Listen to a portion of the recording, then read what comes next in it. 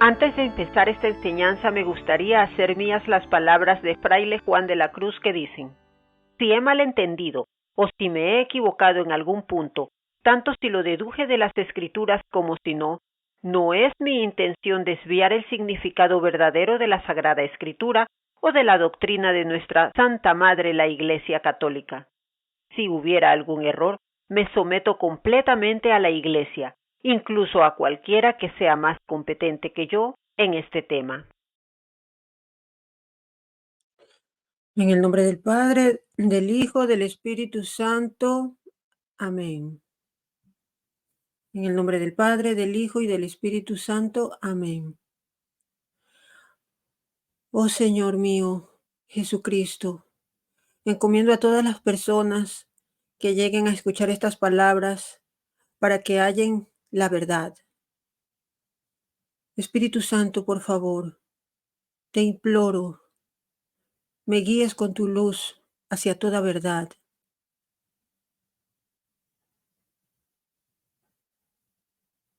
Ven, Espíritu Santo, ven, me entrego a ti y renuncio a cualquier opinión personal. Ven, Espíritu Santo, ayúdame a difundir el mensaje de la Iglesia. Amén. En el nombre del Padre, del Hijo, del Espíritu Santo. Amén. Hola, buenos días, buenas tardes, buenas noches, mis queridos hermanos. Les saluda su amiga Priscila de la Cruz en una nueva reflexión, hoy compartiendo la homilía que me fue entregada el día de ayer, domingo. Ya estamos tercer domingo del tiempo ordinario y vamos a ver las meditaciones que he preparado para el día de hoy basadas en las lecturas que nos fueron entregadas ayer por nuestra Madre Iglesia. En la primera lectura, de acuerdo al libro de Jonás, vamos a verlo. La primera lectura dice: en aquellos días el Señor volvió a hablar a Jonás y le dijo: levántate y vete a Nínive, la gran capital, para anunciar ahí el mensaje que te voy a indicar. Se levantó Jonás y se fue a Nínive, como le había mandado el Señor. Nínive era una ciudad enorme, hacían falta 3 días para recorrerla. Jonás caminó por la ciudad durante un día pregonando: dentro de 40 días Nínive será destruida. Los ninivitas creyeron en Dios, ordenaron un ayuno y se vistieron de sayal, grandes y pequeños. Cuando Dios vio sus obras y cómo se convertían de su mala vida, cambió de parecer y no les mandó el castigo que había determinado imponerles. Palabra de Dios, te alabamos, Señor. Quiero también recordar que a esta reflexión le he llamado, no se muestra, la brevedad de la vida y la conversión diaria. Seguir a Jesús. De eso vamos a hablar el día de hoy, de la conversión diaria, siguiendo a nuestro Señor Jesús. Y aquí obviamente vemos en esta primera lectura una historia de una conversión masiva de toda una ciudad que iba a ser destruida si no enderezaban sus caminos. Y algunos creyeron y ordenaron el ayuno, se vistieron de sayal. Es posible la conversión. Es posible. Aquí vemos otro ejemplo de cómo se puede convertir toda una ciudad, todo un conglomerado. Estamos hablando de un mensaje de arrepentimiento, conversión y la misericordia divina que tuvo a bien no castigar a toda esa ciudad debido a que se arrepintieron de sus malas acciones. Dios envía a mensajeros para que hagan estas proclamaciones y las gentes enderezcan sus caminos. Jonás inicialmente intentó huir de esta misión que le había encomendado Dios. Él no quería hacerlo, pero él finalmente obedece y se dirige a Nínive. Esto resalta la importancia de someternos a la voluntad de Dios, incluso cuando la tarea que se nos encomienda es incómoda, va a molestar a otros, parece desafiar lo que está establecido. Pero el Señor nos manda a predicar el evangelio a toda criatura. En este caso, a Jonás le manda a predicar la inminente destrucción a las cuales ellos serían sometidos si es que no se arrepentían. Es lo mismo. Es lo mismo. El evangelio lo que nos hace dentro de su buena noticia de que hay un perdón, nos manda a arrepentirnos. Nos manda a tomar nuestra cruz, a seguir a Jesús, no a mantenernos en nuestros propios deseos. Hay un llamado al arrepentimiento. Y el mensaje de Jonás es claro: dentro de 40 días Nínive será destruida. Esto no es solamente una predicción de un castigo, sino un llamado a la reflexión, al cambiar de vida. Hay que hacer un cambio de vida. La Iglesia Católica enfatiza la importancia del arrepentimiento. Lo enfatiza.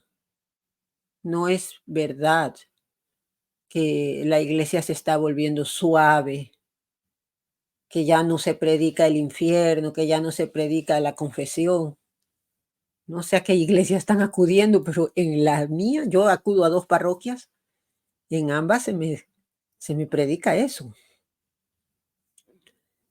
Se nos predica eso. Claro que sí. El cambio de vida, el mantenerse en estado de gracia. Pues una conversión no es una cosa que ya se cambia a una persona y ya se santifica de inmediato, así no es. Es un camino. La santificación es un proceso sacrificado. Nos toca sacrificarnos a nosotros mismos, las cosas que a nosotros nos gustaba hacer, con las cuales nos identificábamos.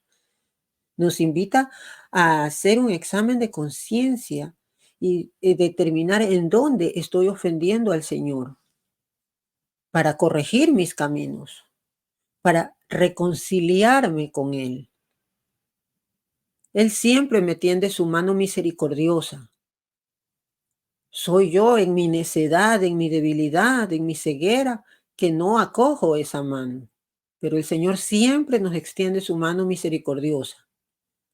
Así que es muy importante el arrepentimiento. Sí lo es.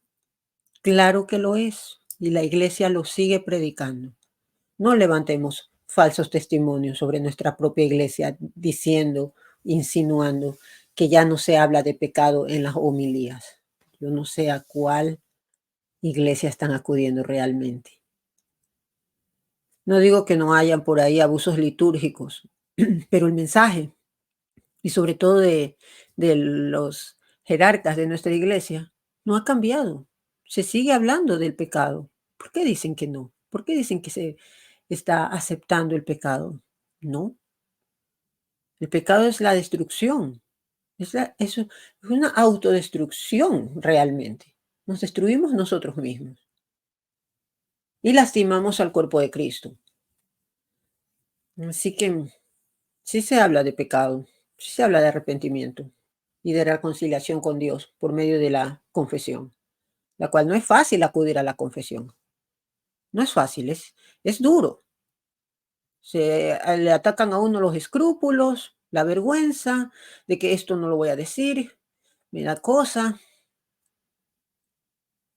o ni siquiera los reconozco bien. Y después de 20 años que he pecado, voy al confesionario, le digo 2, 3 cosas al padre y me dice: "¿Y eso es todo?". Sí, sí, no he pecado más. De verdad, en 20 años. Tenemos que hacer un buen examen de conciencia para poder tener una verdadera reconciliación con Dios, hacer un acto de contrición real en el cual sintamos el dolor de haber ofendido al Señor que lo sintamos de corazón, que nos lleve al dolor externo, que nos haga llorar, que se evidencie nuestro verdadero arrepentimiento y un cambio de vida, que va a ser una lucha interna, sí, pero el Señor está ahí para ayudarnos en esa lucha. La misericordia divina, como decía, a pesar de las gravedades de las acciones de Nínive, eh, Dios los perdona cuando ellos creen, cuando ellos hacen estas obras de ayuno, de vestirse de luto, es decir, cuando hacen signos de arrepentimiento.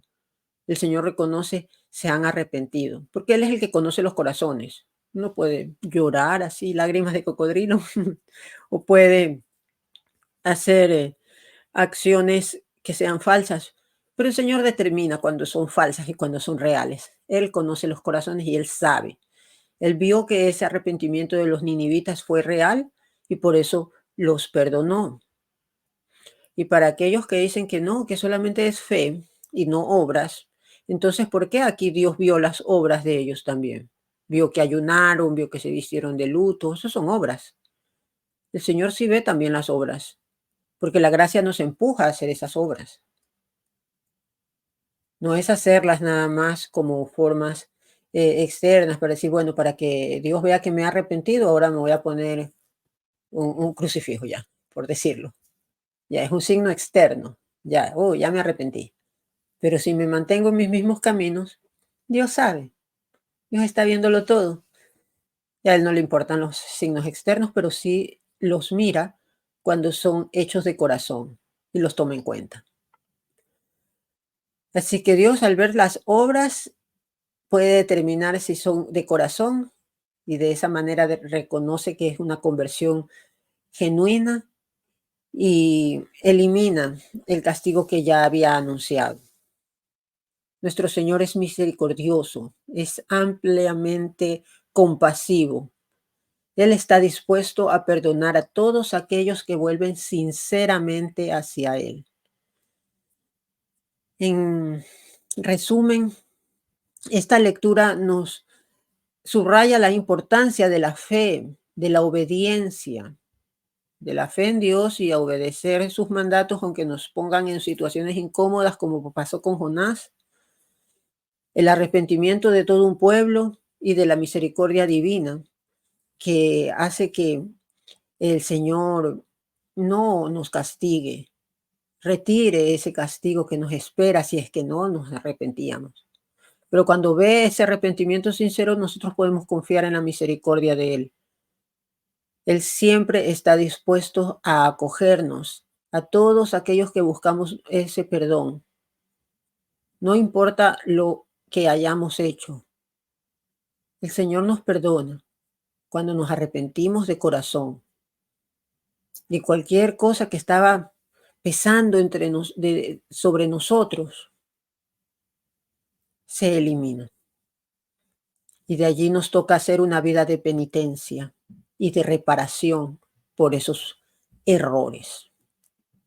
No solo decir, ya me perdonó el Señor y ahora sí, viva la fiesta. No, tenemos que hacer actos de penitencia y actos de redención, de reparación por lo que hemos hecho, por lo que hemos dañado con ese pecado. Aquí simbólicamente se habla del luto que hicieron estos ninivitas, como una comparación con la penitencia, el vestir de luto o el llevar a hacer ayunos. Los ayunos son muy, muy buenos en esta vida de conversión, pues nos ayudan a unirnos a la cruz de Cristo. Hagamos ayuno, mortificación. Es muy, muy bueno esto para nuestra alma. Y vemos como grandes y pequeños se convierten. No solamente un grupo, grandes y pequeños. La conversión es para todos. Ayudemos a los pequeños, no solo los pequeños a los niños, sino los pequeños, los que están recién conversos o los que están decidiéndose en convertir. Ayudémoslos a ellos. Por medio de nuestro cambio de vida, podemos ser testimonio que arrastre a otras personas. Pues solo las palabras se las puede llevar el viento. Pero si esas personas ven ese testimonio real, viviente de nosotros, ellos seguramente llegarán a convertir en sus caminos, convertirse de eso. Y esa es nuestra fe. Oremos por la conversión de los hermanos que aún se encuentran en pecado. Así como lo decimos en la oración de Fátima. Allí lo decimos: oh Jesús mío, perdona nuestras culpas. Es decir, nos reconocemos pecadores, líbranos del fuego del infierno. Estamos conscientes de que hay un castigo. Conduce a todas las almas al cielo. No quiero enviar a las personas al infierno. No, yo le pido a mi Señor que los conduzca al cielo, en especial aquellas almas que más necesitan de la misericordia del Señor. Yo necesité mucha misericordia y el Señor me la ofreció, y por eso estoy aquí. Vamos al Salmo responsorial que nos dice: descúbrenos, Señor, tus caminos. Descúbrenos, Señor, tus caminos, guíanos con la verdad de tu doctrina. Tú eres nuestro Dios y Salvador, y tenemos en ti nuestra esperanza. Descúbrenos, Señor, tus caminos. Acuérdate, Señor, que son eternos, tu amor y tu ternura. Según ese amor y esa ternura, acuérdate de nosotros. Descúbrenos, Señor, tus caminos, porque el Señor es recto y bondadoso. Indica a los pecadores el sendero. Guía por la senda recta a los humildes y descubre a los pobres sus caminos. Descúbrenos, Señor, tus caminos. Descúbrenos, Señor, tus caminos. Este es un salmo hermoso que se convierte en una plegaria de confianza en la guía divina. Ya no confiar en mi propio corazón, en mi niño interior, en lo que yo opino, en lo que me resuena. No, no, ahora yo confío en el Señor y le pido que me indique los caminos, que Él me los descubra ante mis ojos. Hay muchos caminos que yo puedo tomar. ¿Cuál es el verdadero? El que no me va a llevar a la destrucción. El camino estrecho, ¿verdad? No el que me da amplitud de hacer lo que yo quiera. No, es un camino estrecho, difícil. Descúbremelo, Señor. Yo suplico al Señor que me revele. Yo estoy consciente de mi pequeñez y que sin la guía de Él me voy a perder. Yo le pido a Él con humildad de corazón que me dirija en la vida cotidiana también.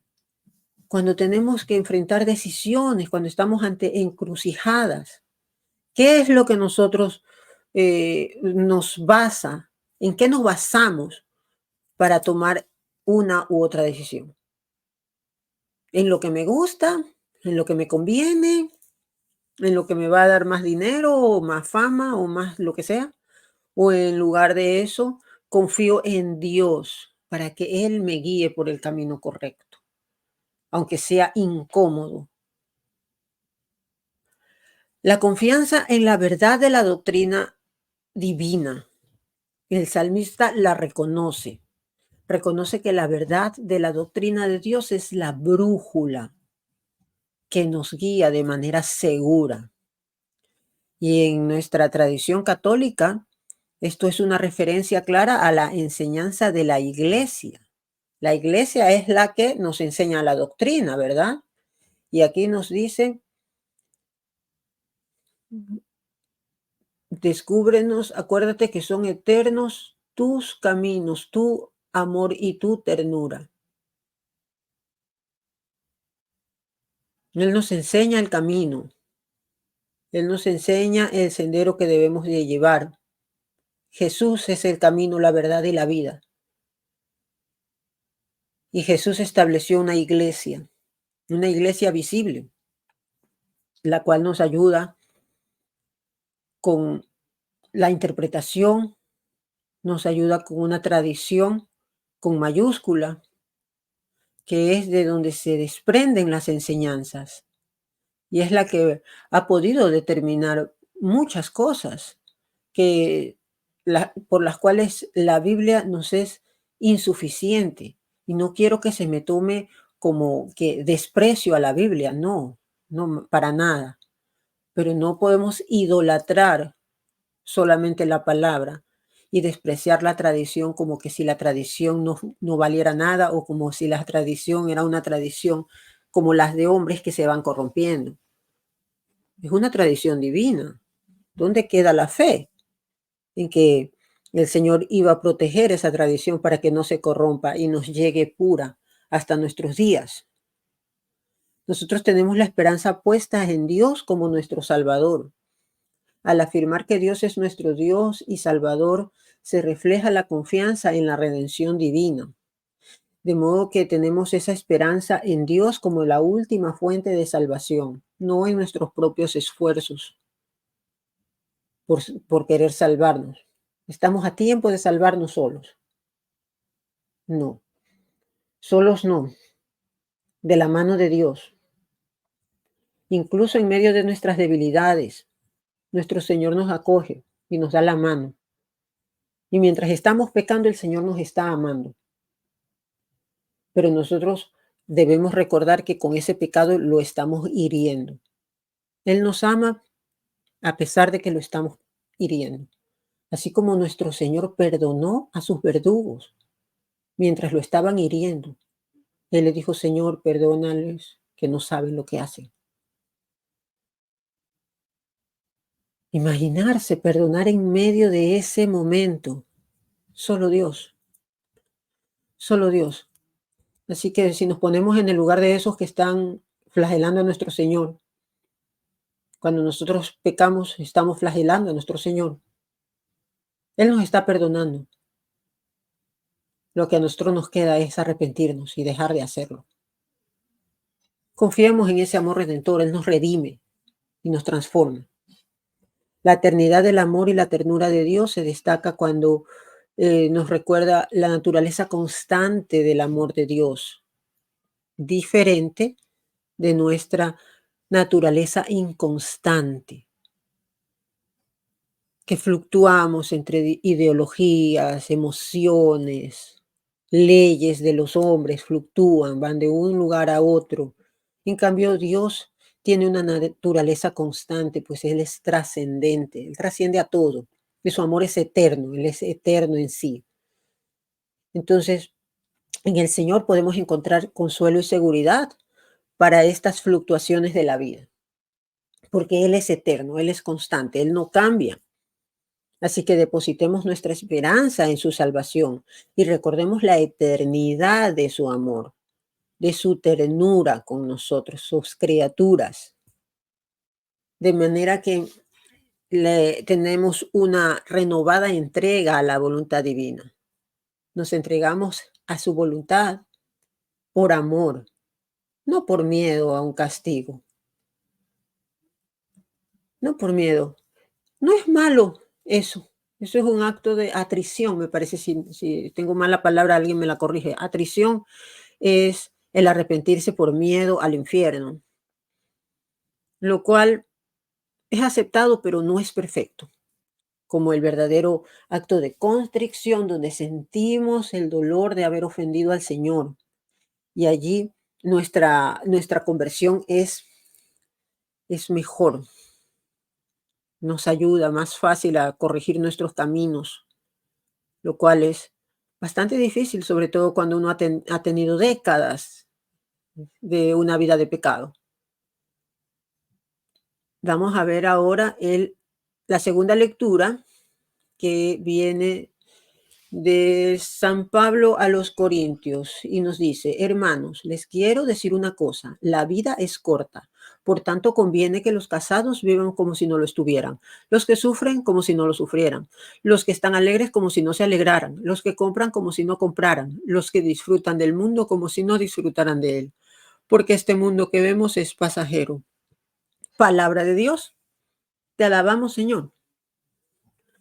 Sí, y con esto se contrasta lo que hablábamos antes de que el Señor es eterno, pero las circunstancias del mundo son pasajeras. Las circunstancias de todo lo que tenemos alrededor, todo va a pasar, mas la palabra de nuestro Señor no va a pasar. Es lo único que es eterno.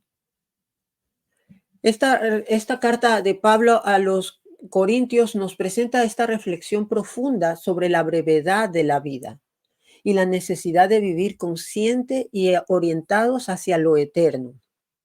Por ejemplo, cuando nosotros en esta afirmación que dice a los casados vivan como si no lo estuvieran, no significa que vamos a descuidar nuestros compromisos matrimoniales, sino que debemos de tener conciencia de que nuestra verdadera ciudadanía, digamos así, nuestra meta es el cielo. Y sabemos que en el cielo nosotros vamos a vivir ya no una vida marital como la que vivimos ahí, vamos a vivir en una gloria constante, perpetua al Señor. Entonces, en estos momentos nosotros podemos imbuir nuestra vida matrimonial en esa dimensión trascendental, reconociendo que nuestras relaciones terrenales, en este caso con nuestros esposos, con nuestras esposas, para los varones casados que estén aquí, recuerden que estas relaciones van a encontrar su plenitud en Dios. El matrimonio es para darle la gloria a Dios. Pero sabemos que en el cielo las personas no se van a entregar en matrimonio, pero sí vamos a estar glorificando a Dios. La vida es corta, amigos. La vida es corta, parece una afirmación que se ha escuchado de personas incluso no religiosas. Pero nosotros vamos a entenderla esta verdad como algo que va más allá de nuestras ocupaciones diarias o de las preocupaciones mundanas que nosotros decimos, bueno, la vida es corta, no me voy a preocupar por esto. De ese modo estamos tergiversando la idea de Pablo aquí cuando nos dice sobre la vida que es corta. Pues Pablo lo que nos insta es a reflexionar cómo debemos vivir esta vida. No decir, la vida es corta, la vida es una sola, entonces hago lo que quiero. No, no. Lo que Pablo nos dice es a vivir sin aferrarnos excesivamente a las alegrías de la vida, a los sufrimientos tampoco, a lo que compramos y disfrutamos cuando vamos por el mundo paseando y viendo todo. Qué bonito todo lo que hay. Muchas cosas que podemos comprar con el dinero, comodidades, materia. O también las emociones. Cuando sufrimos emociones de distintos tipos. A veces nos aferramos demasiado a eso. Esto no implica renunciar totalmente, ¿no? Al gozo, ¿no? A la alegría de tener algo o ignorar las dificultades, no, tampoco es así, ¿no? Sino siempre tener esa perspectiva de lo eterno, de lo trascendental.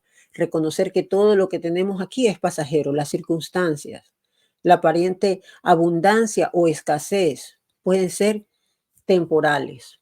Todo va, todo viene, menos el Señor, menos su palabra. Por eso le decíamos en el Salmo, descúbrenos, Señor, tus caminos. Y los caminos del Señor son los correctos. Así que vivamos de manera consciente esta vida. Tengamos ese norte en la santidad, que eso es lo que nos va a llevar a la vida eterna. Porque igual la vida es eterna. El sufrimiento en el infierno también es eterno. Así que hagamos comunión con Dios, vivamos con Él y en Él para podernos acercar a la santidad, para poder llegar a esa visión beatífica. Preparémonos todos los días para nuestra muerte, que es lo único seguro, eso decía mi mamá, lo único seguro en la vida es la muerte. Así que hay que prepararse. No es seguro de que yo me cambie, por ejemplo, de aquí de casa. Eso no es seguro.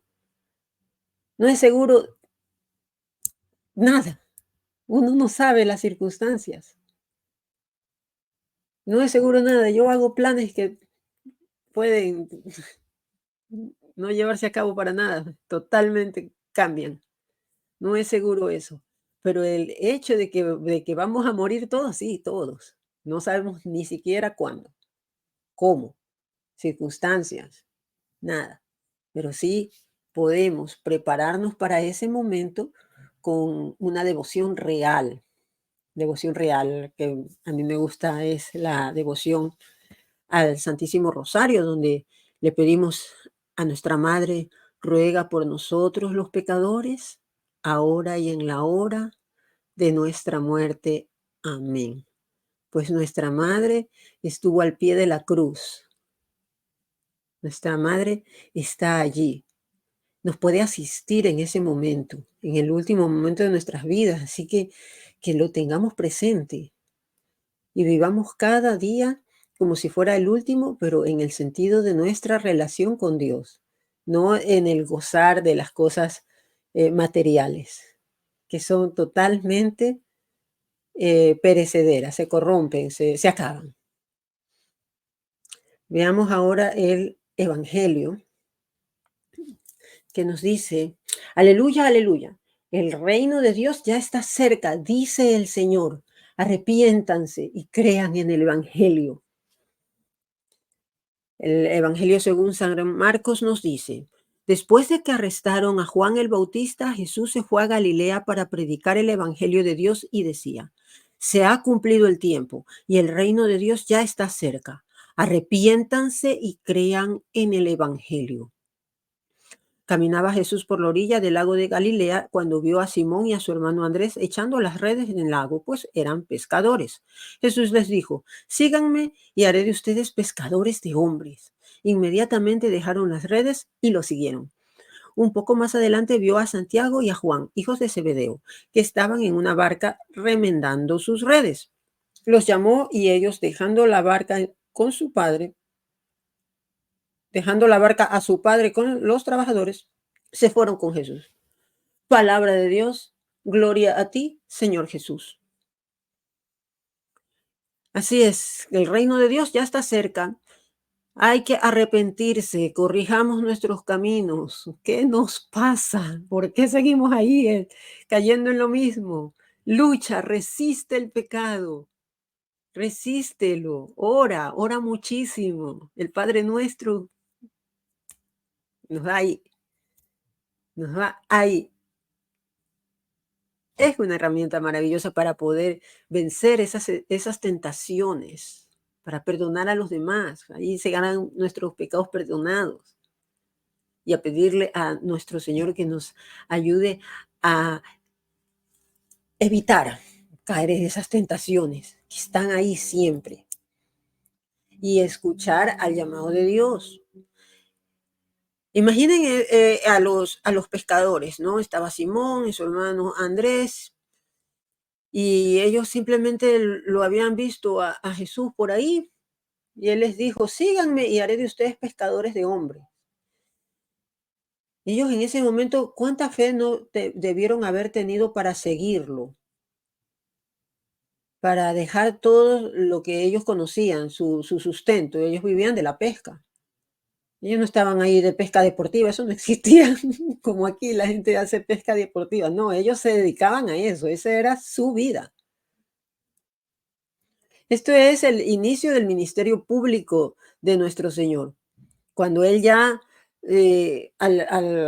con el arresto de Juan el Bautista, Jesús proclama el Evangelio de Dios y hace este mensaje claro, arrepiéntanse, crean en el Evangelio. Y empieza a hacer el llamado a los apóstoles. Es el comienzo de una nueva era, la llegada del reino de Dios, que es la iglesia, que va a funcionar a través de la obra redentora de Jesucristo. Nuestro Señor empieza con eso, con esa elección de personas a formarlos para que sea la iglesia. Era una iglesia naciente, estaba empezando. ¿Y cómo empieza? Al hacer la llamada de nuestro Señor a sus primeros discípulos. Y Él se acerca a estos pescadores cuando estaban en sus labores cotidianas y les hace esta invitación extraordinaria. Síganme, que yo los haré pescadores de hombres. Y es lo que nosotros, cuando somos llamados a la iglesia y recibimos la confirmación, nosotros también somos llamados a ser pescadores de hombres. Al proclamar el Evangelio, al hablar de nuestro Señor, al ser testimonio de vida, de hacer testimonio de nuestro Señor, nosotros estamos tratando de atraer almas hacia Cristo. Esa debe de ser nuestra función. Nada más, atraer almas hacia Cristo y seguirlo al Señor. Estos pescadores se muestran como activos en el llamado al Señor. Es decir, ellos dejaron lo que estaban haciendo y siguieron al Señor. Ellos respondieron de manera inmediata ante la llamada del Señor. Abandonaron sus redes, sus apegos materiales, incluso sus familias, para seguir al Maestro. Esto simboliza la prontitud que nosotros debemos de tener para responder al Evangelio y la radicalidad de dejar lo anterior en lo que yo estaba. Debo ahora confiar en el Señor. Y ellos no lo conocían. Recuerden, él solamente Juan el Bautista lo había señalado como el Cordero de Dios que quita el pecado del mundo. Ya lo escuchaban así y ellos decidieron, vamos a creer, vamos a seguir a este nuevo profeta que ha salido, que resulta que fue el último profeta, nuestro Señor Jesús, el mayor de los profetas. Así que se deja atrás lo conocido, se deja atrás la vida de pescadores, la vida de lo que ya sabían y se embarcan en una nueva vida guiada por la enseñanza y el ejemplo de Jesús. Lo reconocieron como un maestro y empezaron a absorber todas esas enseñanzas para posteriormente, con la tradición apostólica, mantenerla, la iglesia, para que llegue fiel hacia nuestros días, ese evangelio. Así que examinemos esa disposición nuestra personal que tenemos para responder al llamado de Dios en nuestras vidas. ¿Estamos dispuestos a dejar atrás todo lo que nos ata, todo lo que nos gusta, por seguir al Señor? Vamos a seguirlo con prontitud y generosidad. Nos vamos a arrepentir de corazón de todo lo que habíamos hecho anteriormente. Recordemos que el reino de Dios está siempre cerca y nuestra respuesta puede transformar no solo nuestras vidas, sino también todos aquellos a los que nos rodean. Y así nosotros en nuestras iglesias domésticas podemos pescar a todas esas almas que nos rodean, nuestros propios familiares, hacia el reino de Dios. Pescarlos para el Señor. Qué bonito ser pescador de hombre. Estamos de paso. Esta es una peregrinaje que nosotros hacemos corto. Para el Señor nuestras vidas son como las hierbas que crecen en la mañana verdes y ya en la tarde ya están muriendo. Así es para nuestro Señor nuestra vida. Es un suspiro, es muy breve. Así que es urgente que convirtamos nuestros corazones de manera real para que sigamos a nuestro Señor. Y de esta manera, con nuestro ejemplo, podemos arrastrar a otros y poderlos pescar. Seamos pescadores de hombres. Atraigamos a nuestros amigos, a nuestra familia, a nuestros hijos hacia nuestro Señor, pues su reino está cerca. Yo con esto me doy por concluida esta reflexión de hoy Les comparto el link de defiendetufe.com, en donde pueden encontrar mi libro Cómo me convertí en soldado de Cristo. De la nueva era al catolicismo. Oh, wow. Y también les quiero recordar que mañana voy a tener una colaboración con el hermano Luis, que se encuentra en Ecuador, y vamos a hablar sobre la crisis del mundo y cómo vivirlo desde la fe. Cómo esto nos ayuda en esta batalla espiritual, porque no es solamente cultural, no nos quedemos allí en la superficie, es espiritual. Nos vamos a armar de la palabra de Dios, nos vamos a armar con la fe para poder luchar en esta batalla espiritual que no es de carne y sangre, es de principados y potestades. En la página defiendetufe.com también pueden encontrar la Escuela de Apologética de Assam con los apologetas expertos en defensa de la fe, para que aprendamos a mantenernos firmes en nuestra fe católica, porque no se puede amar lo que no se conoce. Conoce tu iglesia católica, es tu responsabilidad. Conócela, y con defiendetufe.com puedes estudiar apologética desde la comodidad de tu casa, pues es online y tienes las facilidades. Ahora todo es más sencillo. Les dejo con los detalles y yo me despido. Hasta una nueva oportunidad. Chao. Para mantenerte firme en nuestra hermosa fe católica es esencial comprenderla profundamente. Por ello, te invito a explorar www.defiendetufe.com, Escuela de Apologética de Assam, donde podrás adquirir un conocimiento sólido de la doctrina católica a través de expertos en la materia. Esta plataforma cuenta con la aprobación de obispos de la Iglesia y te brinda la oportunidad de estudiar desde la comodidad de tu hogar a tu propio ritmo. Y si estás en Latinoamérica, puedes aplicar para una beca. Visita www.defiendetufe.com.